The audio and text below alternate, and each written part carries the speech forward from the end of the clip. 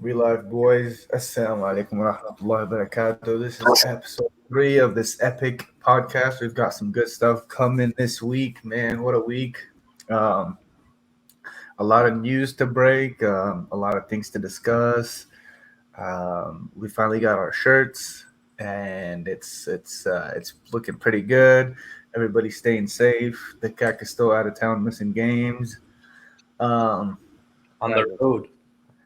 let's make sure that the games you're not here at don't don't talk Yeah. out of your behind.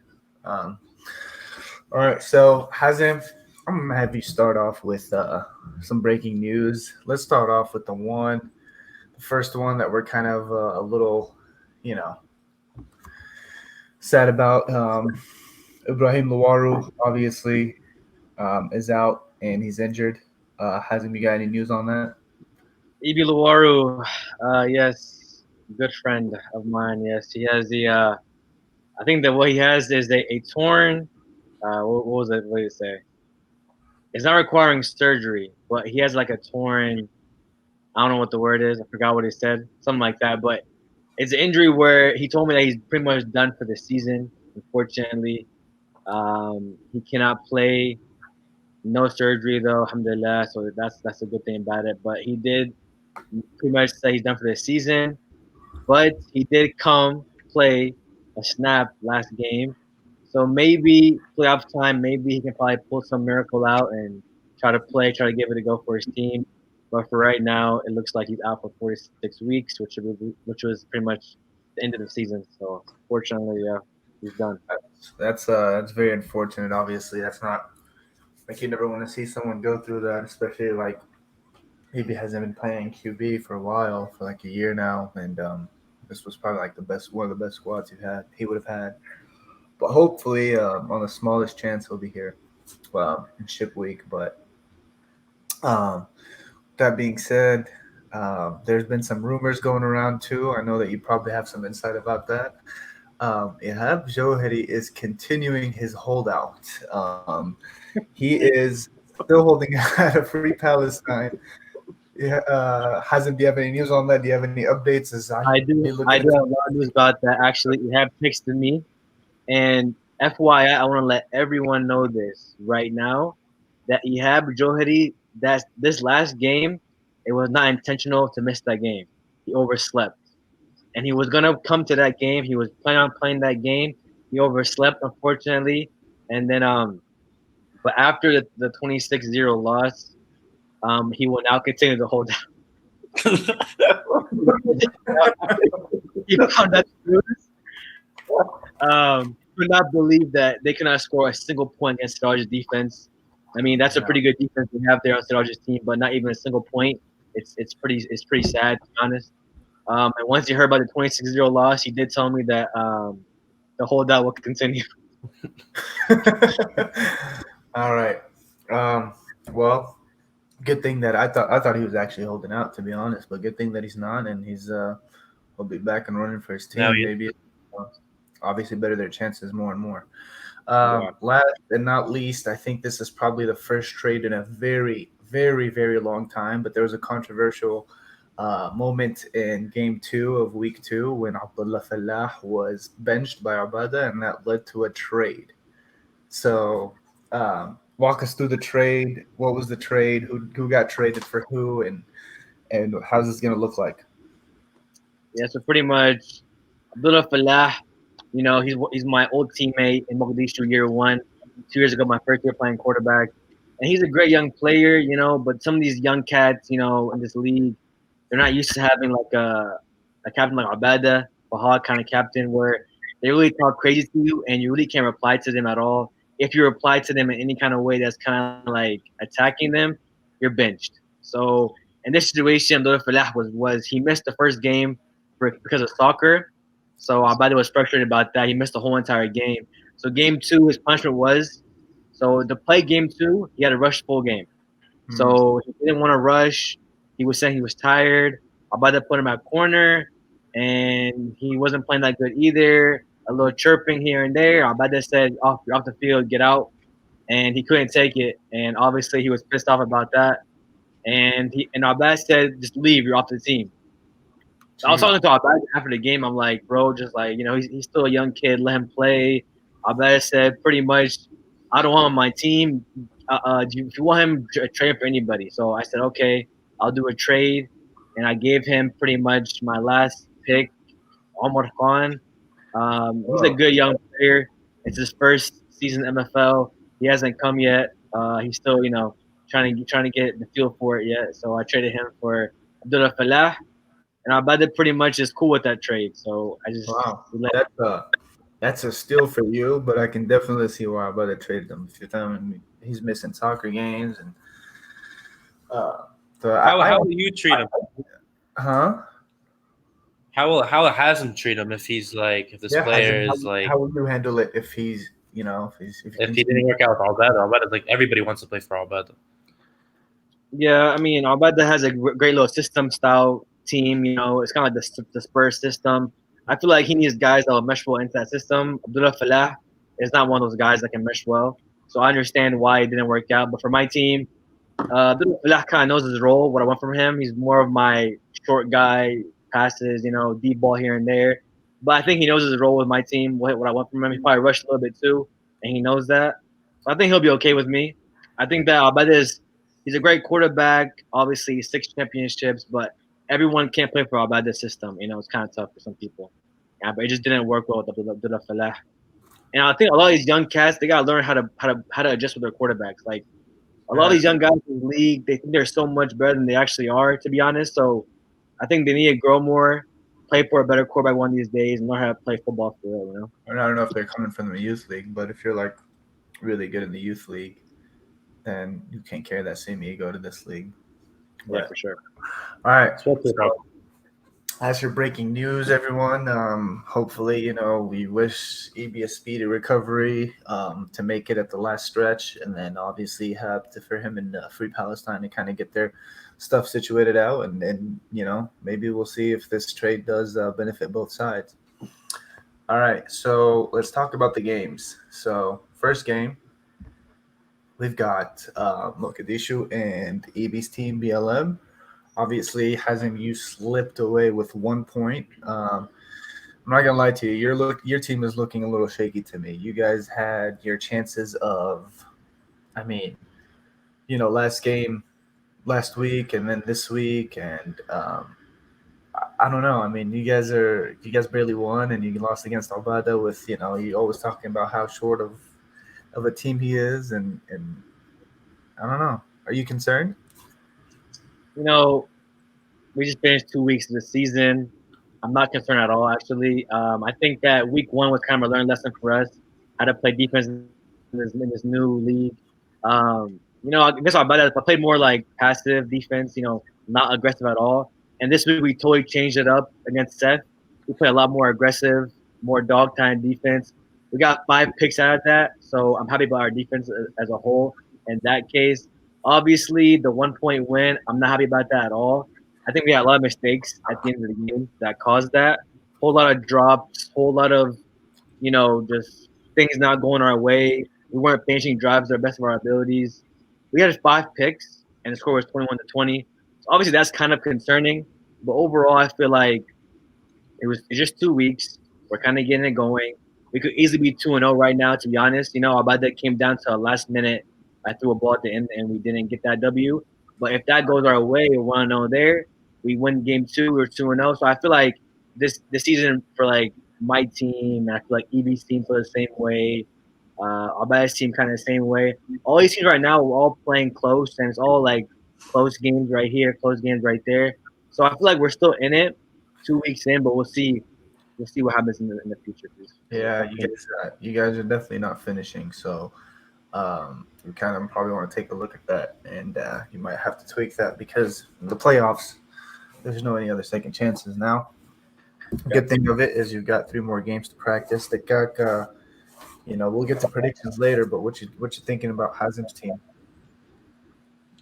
I think Hazen's team is still like they're on like a learning curve where like his like role players are kind of stepping up, but like his top players like Ubi had a good week, but I think there's still a lot of questions about Issa. And Isa, people kind of forget that he was the third overall pick, and like, I think he had one touchdown this week, but he had a couple drops that I saw in like the highlights and stuff. So I definitely think Hazem's gonna have to kind of figure out how Isa can like kind of play better and kind of step up.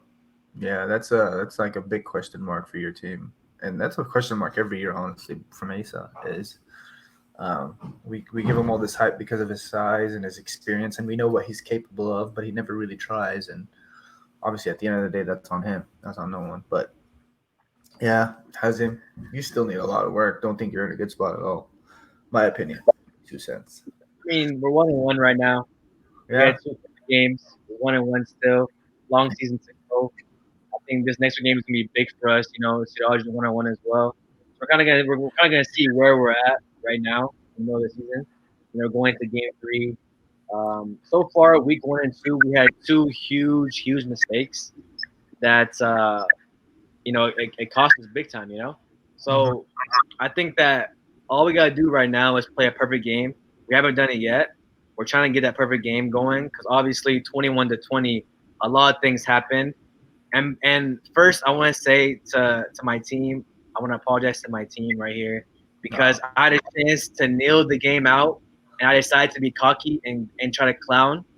And because I clowned, I caused us to have them give another drive, and that's when the miracle happened. The EB miracle play happened. I didn't kneel it. I did not kneel.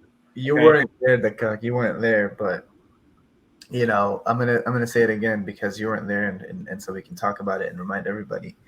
But we're talking about they were down 7 points, and they had the ball probably at their own like maybe 5 or 10 yard line, and EB was sitting on a cooler, and he still can't move. EB's on crutches, so EB threw down his crutches, got up, and he's wearing thong flip flops. Like it's probably the worst. I mean, I'm thinking that this guy's probably not even gonna be able to get it off in time.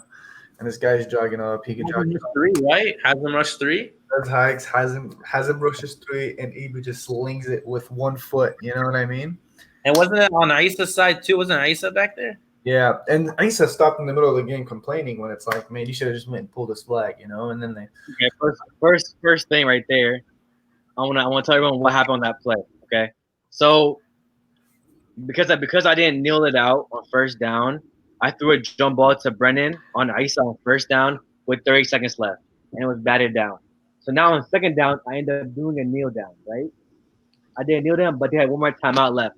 So they called timeout on second down. So on third down, we have 22 seconds left. Right, so I hiked the ball. I think we have video of this play, Zuzu. But I hiked the ball and I'm killing time. I'm killing clock, killing clock, and then I end up start running and I run, and that's when the Bilal happened. That's when the Bilal, I pushed it back to Bilal. Run backwards. with 2 He had seconds. he ended up running back on accident. Like he didn't really, like I don't know what happened that play. Bilal knows he messed up, but because of that play happened, which I still blame myself though, because I did not kneel it out when I had the W. I was given a W. I decided I wanted to clown, and because of that, this happened. And when EB was walking on the field, I was just like, what is EB doing right now? I was so confused. But then I saw Seth line up next to him. So in my whole mind, I'm thinking that it's going to Seth right here. So I ran to Seth. The rusher just ran in. Like it wasn't really a I should have called timeout there just to see what we are gonna do on defense. I was so sure it was going to Seth. So I ran to Seth for a pitch back. And then EB just launches the ball, just launches with no foot, just launched all arm, launches the ball. Peanut catches it, some miracle. And FYI about Peanut, he scored 3 times that game, and he was not on their roster. I allowed him to play. Just want to let everyone know this. I allowed him to play. You just talked for like 4 minutes, man, and like that last play shouldn't have even happened. Yeah, Like, he's on crutches, man. He's on crutches and sandals. And this man, you would have said it's all luck, it's all this, and now you're trying to dissect it. I'm just saying, man, you need to work on your team. Your team is not as good as it looks. It's not as good as it needs to be. That's true. We got a lot of work to do. That's true. All right. On next Mogadishu 1-1, Free Palestine 0-2. I mean, I'm sorry, BLM is 1-1. Game 2, game of the week. We have obviously Abada versus Fahad. the rematches are back. It was exciting. It was what everyone hoped it would be. Everyone looked sharp. The game was one of those games where before we played, you can definitely see that the fatigue started to like wear out everybody, and it was one of those just really long games where like uh, you have to stick it out like the whole game, and if you let off the gas at any point, you're screwed. Um, but man, the Kak, you missed a shootout. It was for the most part in the first half. I think it ended 7-6 us, and it wasn't that Obada wasn't able to move the ball. It was just one of those. He moves it, takes his time, moves the ball down the field, and then he just can't finish. So you're talking about he took out probably like 6 minutes out of a drive, and then we did the same thing. And so up until the second half, things started showing up. I started getting some more balls deep from Fahad.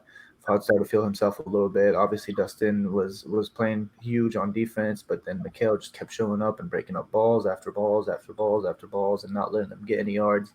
And that's what kind of helped us at the end is because Albada had to play against the clock as well. So he was trying to milk it at the end and not trying to keep enough time for us. But that kind of bit him because that's when he first forced the ball to Ala, and he missed him by a little bit, and that's when Mikhail intercepted it. But yeah, it was a good game. I'm so glad to like I said, I was very happy to be like part of it, part of like competitive games. Sometimes in these leagues, we have like a full season of like 4 or 5 weeks, and you only get like 2 competitive games out of it. So something that I'll probably really be excited to play in the playoffs too. Um, but yeah, you can tell Ala was getting worn out at the end. Al Hassan was getting kind of he. I didn't see him quite as much as I thought I would during the whole game. Arbada was missing a lot of throws. He was underthrowing on those seams. Those seams were wide open from us. But um, I think they lost the game more than we won the game. I don't know if you agree with that, Hazen. Yeah, I think that it was a fire game though. It was Fahad versus Abad is always an amazing game to watch.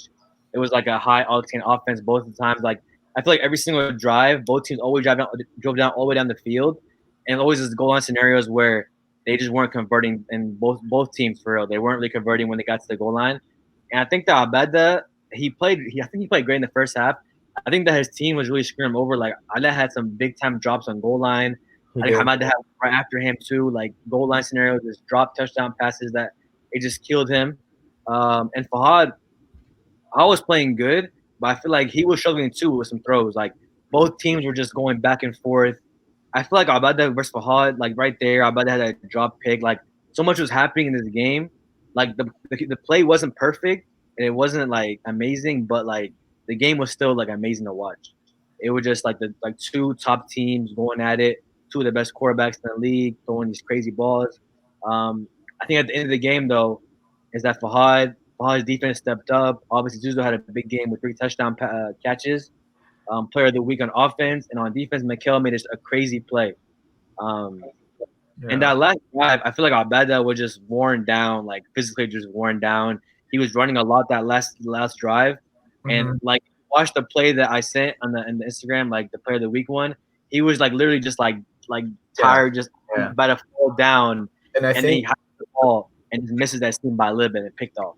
and what's crazy is like he was tired throughout that end of the second half. Is the drive before, if you remember, right before Fahad picked it off after it got tipped from Ala, um, he missed Ala on the same exact seam route. I mean, they were like torching us with that route, and that was something like I talked to my team about the whole week.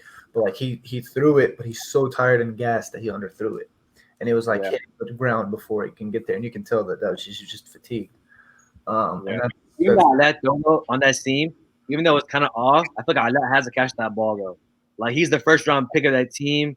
I know it's a little behind him, a little this, a little that, but you got 2 hands on that ball. You have to catch that ball for your quarterback. And and you know that's QB, bread and butter too. yeah, like that route is his main route. He's gonna run all season with Abada, and he missed that catch when right to Fahad's hands. That's like the worst kind of picks too. Like the receiver touches the ball, it goes behind him, right to his Fahad's hands. Paul got Yeah. never played by that. It was a killer play right there. But with that being said, though, it's kind of scary because the more that Abada and Adat gets the timing better, it's just more dangerous. So I definitely think we didn't really so much deserve to win the game at all. Honestly, a lot more work, a lot more like communication. We were just letting them like light up the middle of our field, the middle of our defense. So uh, good thing is we kind of came away with a victory. I think that's probably what's going to set us up at the top two seeds at the end, but we'll see. Um, Yeah, but that later. So, but um, yeah. So game of the week definitely, and it was a good one. And after that, it was kind of a downgrade with game three, unfortunately. But before that though, I want to say yeah, about Albada, that his defense though, like I feel like Albada is like the craziest captain ever because he totally benches Falah, right? And he just lost a good corner. And he already knows that Hamza is not there, his player. And Hamza I think he had a sore throat, so he didn't come to the game.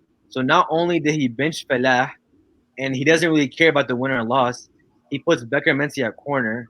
Obviously, we know Becker Menzi at corner isn't like the best option for you at this moment. And he does that knowing he's versing Fahad, and then we know about the versus Fahad, all of that, like he behind that. And he still benches Falah, knowing that what's going to happen after that. And that's just crazy to me. Like I doesn't really mind wins and losses more than like team chemistry and the team flow, and that's just crazy. But that's yeah. why he has to. No, but And that's I don't why know. you traded him because come playoff time, you don't want to do that. So I could definitely see that. But Yeah, you need your subs in a game like this. He got worn out. Everybody got gassed. So all right. So the Cochrane game three. It was Free Palestine and Dino Vidinia. Obviously, it was a shutout. Ehab wasn't there, obviously. But to be honest with you, this was just kind of a game that just it still baffles me how Alizi couldn't really move the ball at the end. Like I mean, they'd get first downs, but they just couldn't move it after. They couldn't finish those four downs. And if I have Yusuf Al Agha, man, I'd be toying with him any way I can. And I don't know what Alizi needs to do better. We talk about this almost every week, every season. Like he's almost there, but when is that almost there going to be there? The guy, what was the game plan when you were talking to your team? It was just kind of Siraj really. I talked about this last podcast, but Siraj really like harped down on it. So it wasn't even really like X's and O's and game plans. Really, it was just like just limit our mistakes because playing Ali Z, if you just limit your mistakes, you force his mistakes, those mistakes will keep on coming and coming, coming, and people we kind of I wasn't there, Ega wasn't there. So we kind of like Siraj was trying to make sure everybody just understood, like, just because we're missing players, they're just play your role, play your spots, and everything will happen. Because mistakes will come if you just limit them, and you can pretty much see, like, even though it is against Ali Z and there's questions, like, everybody was there, everybody was in their spots, no one was like out of their zone, like that's kind of like it's as simple as it is against Ali Z, where you just play simple. And we also knew that Ali Z, whatever we were gonna do, he wasn't gonna adjust. Like, you can see in the highlights, we were rushing two, he never put two blockers, just kept going with one. Like, He was forcing it's ball. just exactly. So we just knew, like, we'll do our game plan because he's not gonna change his. Yeah, yeah. I think that Ali Z, man, Ali Z, man. I feel like he's playing good football, but he's just making crucial mistakes at the worst times, just crucial stuff.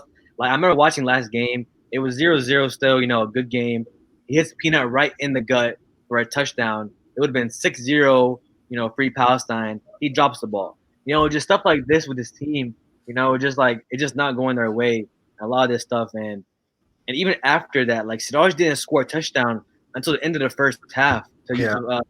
Hamuda. Like it was 0-0 for a long, long, long time. It was 0-0 for a minute.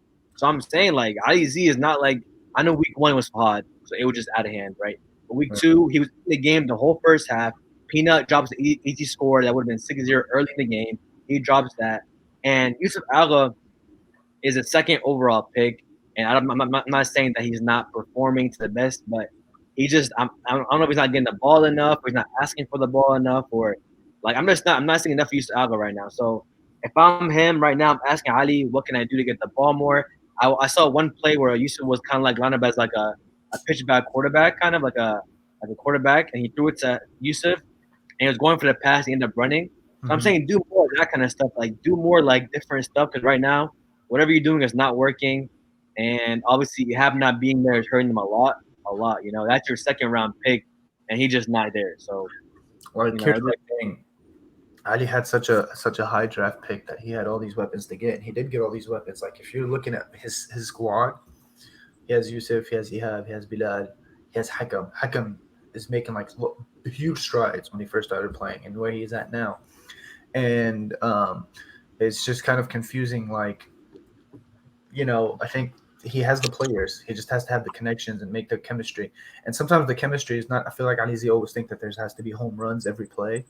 But you don't really have to aim for home runs every play. And I know it's hard when you have a player like Yusuf or like Bilal or whatever. But sometimes having Yusuf on a drag is much more effective than having him on a post and Sanders between two people and you're trying to force a throw there. He needs to force the ball more Yeah. confidently. He's lobbing it. He's never throwing a bullet. He's never like zooming it through a window, and he just needs to have that confidence and kind of aim down a bit. But yeah, that I team has think the also capabilities.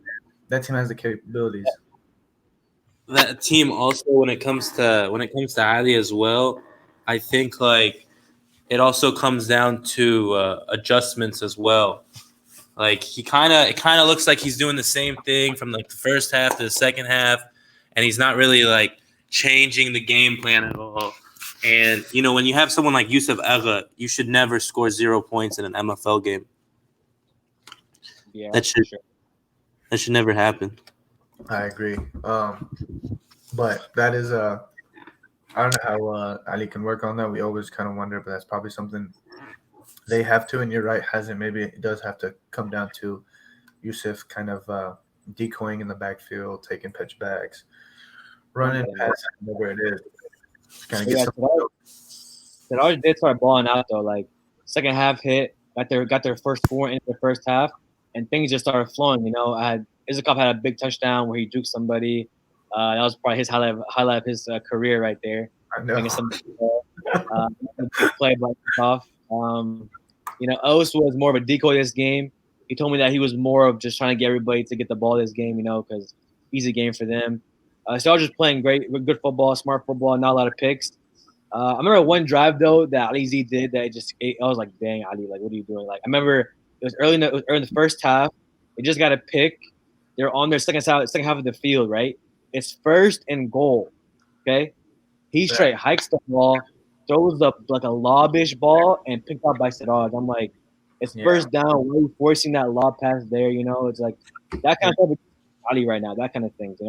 First and goal, being more sure of the ball, being like less careless. But yeah, they're 0-2 right now. So Yeah. All right, we're kind of squeezing time here, so we need to move on. So let's get into kind of our predictions for week 3. A lot of people are going to be missing for different reasons, but it's okay. First game, we have Muslimin and BLM. Uh, as y'all can see, we kind of already had our picks discussed, but we're kind of going. We'll go into more detail on those, but.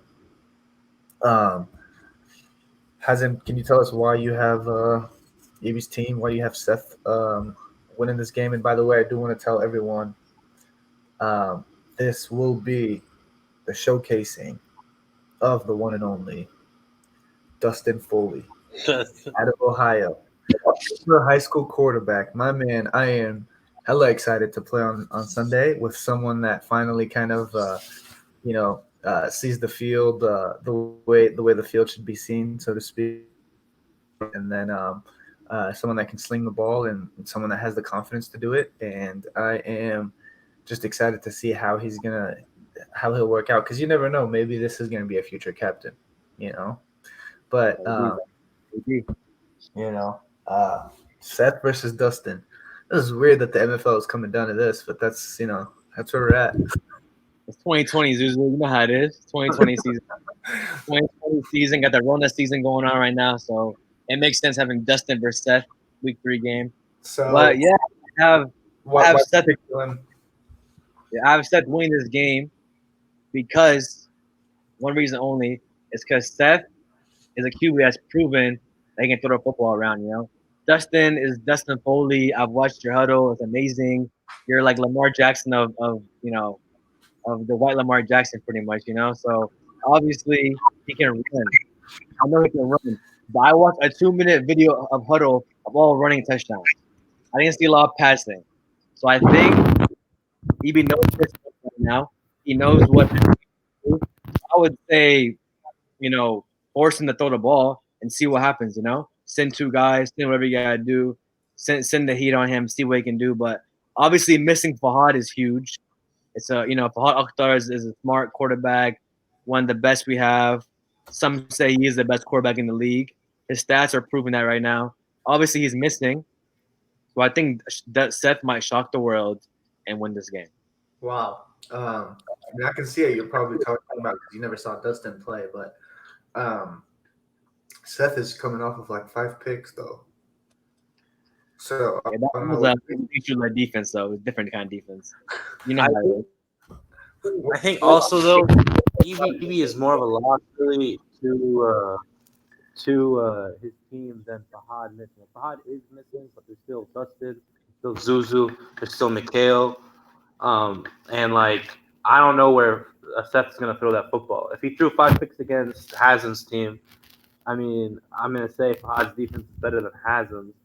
So I really don't know where who he's gonna be throwing it to, how he's gonna be throwing it. I just think that the team, Fahad's team, really understands the rules. They're gonna get the job done, and this one's not. I don't even think it's gonna be close, to be honest with you. Oh yeah, I like that. I think it's gonna be a blowout. I think Dustin's gonna run all over, and I really think that Fahad's team might have like 2 or 3 pick sixes. To be honest with you too, I'm gonna take this time and let everybody know that just like Cam Newton and OBJ are going through right now, Muslimin and every player from Muslimin is done with that humble crap. We're not humble no more, and we're not gonna be humble because that's a weakness. Right now, we're going in. We're taking it, man. We ain't humble no more. That's that weak stuff. You know what I'm talking about? So, I think our team is probably it's gonna be well equipped for Seth. We still got a lot of work to do though. In general, though, right after that game last week, but game 2 is Islam versus Free Palestine. This is probably going to be another. We all picked Ali Z, and we all picking Ali Z because of one reason, and that reason is Abad and Ala are gone. So Ali Z, this is his game. This is if you're Ali Z's team, don't look at it as if this is like a half effort game, but you guys can look at it as if you guys win this, then there's already leverage on Arbada in the playoff seeding. So that doesn't help obviously because their point differential is like -50. But if they keep that's what matters. Yeah, so this is an opportunity they don't want to miss. Al Hassan is playing quarterback for Team Abada, Team Islam. I've never seen him play quarterback. He's your boy. How is he? Yeah, so me and him actually threw the ball 2 days ago. I ran some routes for him, and I can let everyone know right now. Hold on, Hazim. Fix your mic, Hazim. Oh Lord. Am I good? Yeah. we can hear you. Yeah. It's better? Yes. Yeah. Okay. What'd you guys hear? You and Hassan was throwing. And we're throwing the ball the other day, and I want to let everyone know that when Muhammad Hassan's feet are set, it's a pretty good ball, man. It's nice and pretty, nice spiral. We didn't do a lot of throwing, but when I saw him throw the ball, it was pretty balls. I was gonna do under pressure though, so we'll see about that. But I think he'll be okay.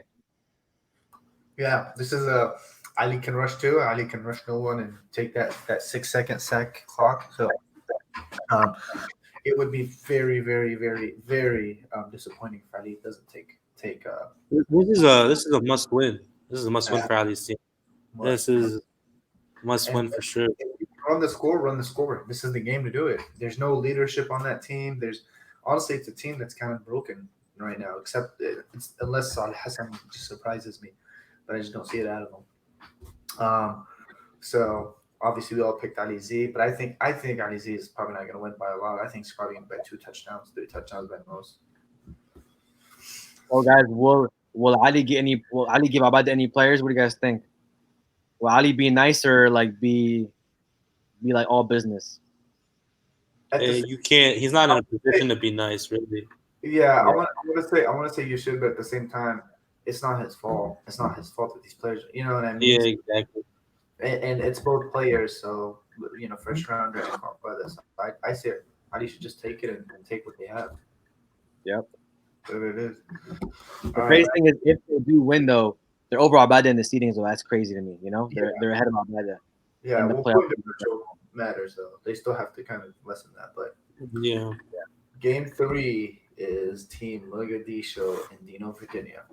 And Yes, sir. we both, Zuzu. I'm the tiebreaker here, and I did pick Hazem. I picked Hazem just because of honestly 2 things, and it's going to be the rush. It's going to be uh, like so. If you go back, if you look at the stats, no team has more sacks. No, I think the teams that the only sacks in this league have only been on you guys. And if there's sacks on other teams, it's probably 1 or 2. There's been a lot of sacks on you guys, and I don't know what that is. I don't know what the blockers are doing. The blockers are weak, but this is a easy, sack galore for Hazem if he plays it right. Excuse me. Well, I mean, that's also coming from like week 1, where like we didn't have our blocker. We got Nen back there. I just like we have blockers that I don't think like.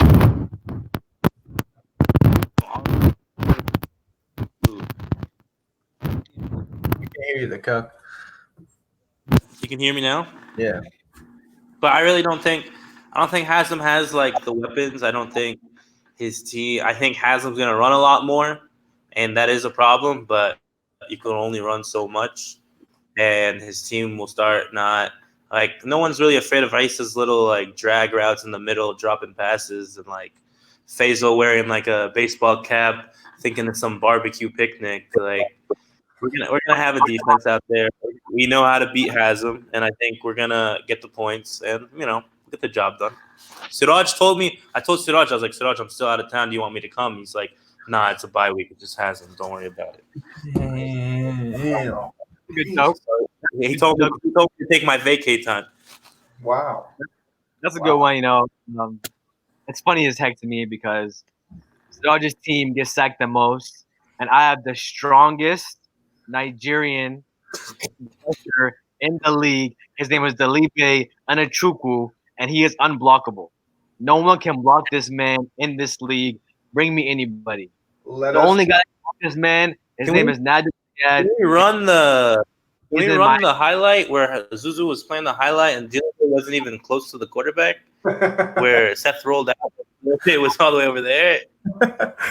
We have They have coach blocking.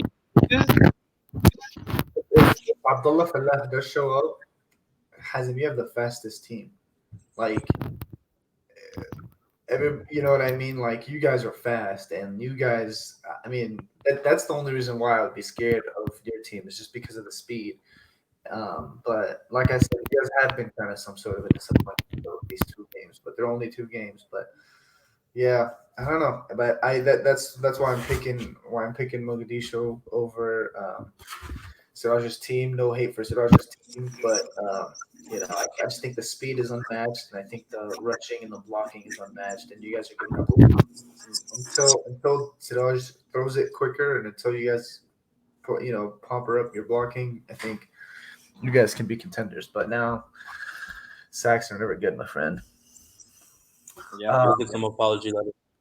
All right, so we don't got much time. Let's let's go over our underperformers, and let's kind of make it quick. We got to let these folks go. But Hazim, who's your underperformer or overperformer for last week? Hmm. So for my underperformer this week, I think it's going to be Ihab Johari. Mm, And I know that he's not there and he wasn't playing at that game, but I think that if he was there, he'd make a big difference for his team. And I just hope that he don't quit his team right now. He's trying to get traded, I think. I don't know what he's trying to do is hold out, but I'm hoping that he comes and plays for his team. It'll be a huge impact. I know he wasn't there, but that's what I have for underperform. And for my overperformer, I have is Ahmed Badawi. ooh, ooh, Suzu. ooh. 3 touchdowns so far. Last game, he balled out for his team. Last year was on Mogadishu. He was high in touchdowns there. Now Uh-huh. this year, he's doing it again. But I think 3 touchdowns last week against Albada, his cousin. And he had a lot of scores where I saw him and Sohaib did a little wide receiver combination on that left side. And Yeah. it ended up working. I saw that play. That was nice. So I got Zuzu from overperformer. My God. Appreciate that, man. No You know, problem. the respect I deserve. The guy who's your overperformer, underperformer. Mine are just from like. I'll also have to agree with Hazem about his overperformer. I think when it's Fahad versus Albeda, you really need your top picks to step up, and Zuzu did that. He stepped up in the rivalry game, and 3 touchdowns against Albeda. Like it's a rivalry game. You got to step up in those big games. And then my underperformer, honestly, Ali's these team in general, just the whole team, just the whole team itself. Like you should never score 0 points in MFL. We didn't have me and Eva. My team played balled out, but you should never have zero. Yeah, You should, and this is a must win. They got to step up as a team. Like I'd pick one of them, but honestly, all of them are the reason why they got zero. that's a good point. A good point.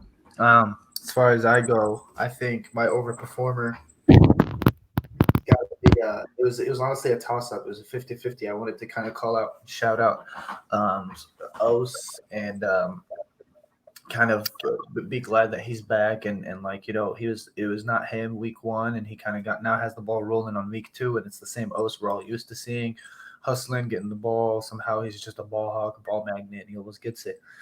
But my other kind of decision where I'm gonna go with is Mikhail. Mikhail was like such a step up from first week defensively. Like you can almost say single handedly he won us the game. And on defense, that's how huge it is. Offense, I can have 3 touchdowns, 4 touchdowns, 5 touchdowns, 10 touchdowns. But if you're not stopping the ball against someone like Arbada, you're not winning. And I think Mikhail was definitely the overperformer on that one. My underperformer though is not necessarily a guy or a player, and I think you guys are going to agree with this, but my underperformer is bad attitude. Like what we saw from Abdullah Falah and Ihab and stuff, and Adi Z's team. Like at the end of the day, like I just wish like these people understand that number one, this isn't the NFL. You're not playing for millions of dollars. You know what I mean? Like at the end of the day, we're all there just trying to have fun, trying to see each other. There's no reason to kind of have a pride. And number three, when you play collective, no matter where you're at, like that's what makes it fun. You know, I don't know if Abdullah Falah has the soccer mentality that us soccer players have, that you can somehow kind of take the ball and do your own thing and you're your own show. But even in soccer, it's not. It's a team sport. So bad attitude is my underperformer, which is obviously aimed at Abdullah Falah, and he had overslept, but I don't think he would have overslept if he was on Abdullah's team or anything. No, but that's a good point. That's a really good point. Like you said, we're all playing, we're having fun. Like Yeah. when you wear your shirt, you're wearing the shirts, team shirts. Like your name's not on the back of it. Like Yeah, it's as cliche as that sounds, that's what it is, and that's why we have the league. That's exactly why we have the league, is because we want to, at least as Muslims, we're never the best, but at least when we're stepping on that field, on the goal of why we play football together is to embrace the sport, and the sport tells us this is what you have to do together collectively. And if you have one player that's saying I don't do this and that's below me, and that's swallow up your pride and play, because if Falah stayed and rushed, they could have won the game. It would have been a whole different story now. So, but we're at 45-minute mark, right where I wanted us to be.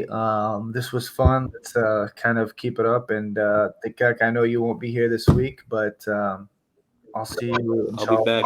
Week 4. Week 5. Each other. Guess I'll No, we play our Bella's team week 4. Okay. That's another bye week. But Siraj, I didn't want to wait for $50, but All right, week 5 it is. All right, fellas. It's been real. Thank you very much. Salams. Salam.